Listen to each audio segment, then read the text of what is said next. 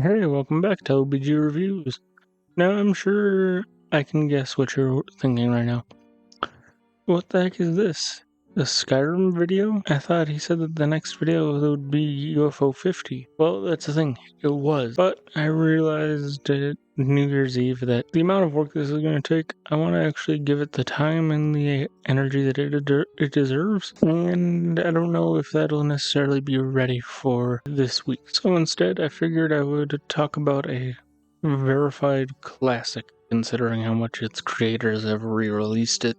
Now then, if anybody knows me personally, you know that Skyrim is one of those games that over the years I've absolutely loved. Like, to put it into perspective, one of my longest Skyrim playthroughs that I still have is almost 400 hours long. Now, that's not to say that I've only played Skyrim for 400 hours. No. That's just Skyrim on Xbox One through the Special Edition. We're not even talking about Skyrim back on the 360 in 2011.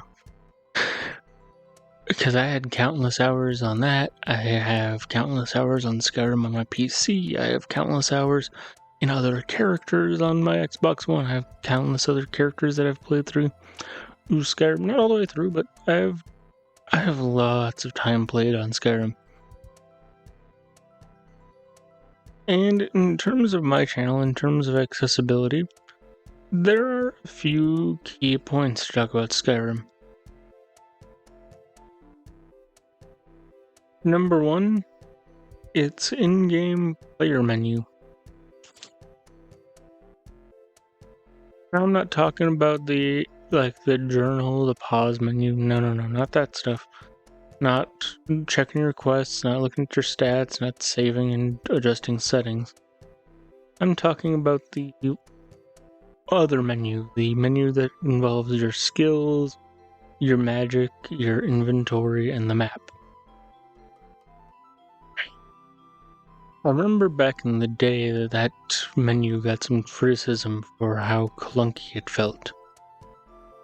And in terms of accessibility settings, I agree that whole menu is kind of a pain to deal with. It is nicer on controller, but it is kind of bad. Like, my first Elder Scrolls game was Oblivion. And when I first played Skyrim when I was a teenager, I missed the very menu-heavy aspects of Oblivion in that regard. Like, I miss basically opening up an inventory page and then just being able to flip between, okay, inventory, quests, status effects, then like, say, what was it? Oh, then like my powers or like the map and other things like that.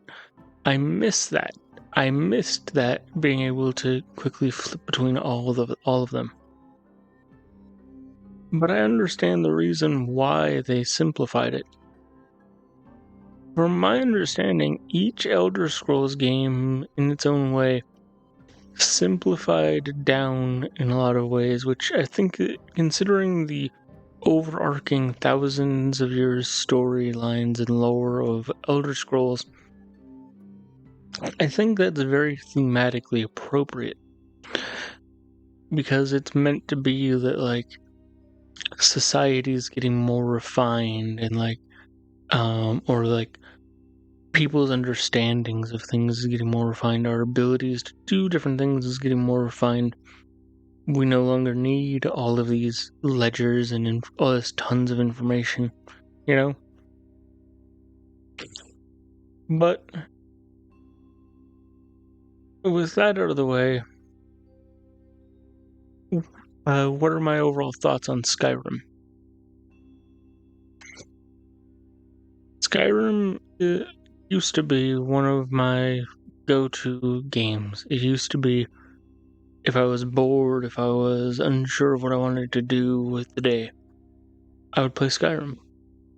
Kind of like I would Minecraft for a long time. But the thing is, as the years have gone on, I have gotten very spoiled with some things. See, my YouTube channel doesn't make any money yet. And because of that, and because of my disability, I get some state income to help pay for things. But I also live with my parents still. Because I live with my parents still, and actually now I just live with my grandparents and my parents, because of that, I'm not having to pay rent, I'm not having to pay for food, usually. And so, this income that's meant for, like, helping with my monthly expenses from the government, that money, for the past several years, has been my video game. Like, put it in perspective, prior to right around the time when I was turning 18, before we learned that this was something I could do and get money every month, I had maybe a few hundred games. Not a lot, but as the years have gone on, as I've no longer needed to worry about school and other things, I've definitely let the fact that I can use that income for that purpose I've kind of taken it for granted in a lot of ways. Because for a long time, I would have a few hundred games on each platform. Do you want to guess how many games I currently have on Steam? We're approaching 700.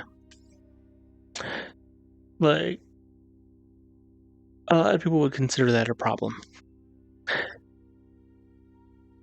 And at different times in my life over the past few years, I have definitely considered it a problem as well. But I enjoy it.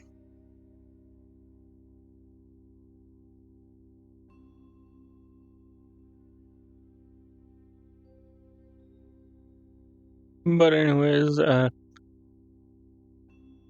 would go into the basics of the Skyrim storyline for you, but there are countless other people on YouTube and online that have gone over the story of Skyrim.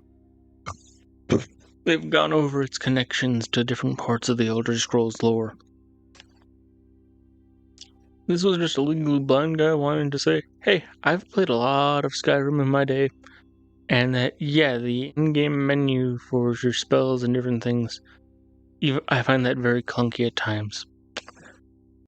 But yeah, I'm recording this on New Year's Eve. I hope everybody has a wonderful and safe New Year, both in terms of New Year's Day, and I hope that 2025 treats you all well. See you guys next week with hopefully the UFO 50 video. I'm going to try to get that moving even further.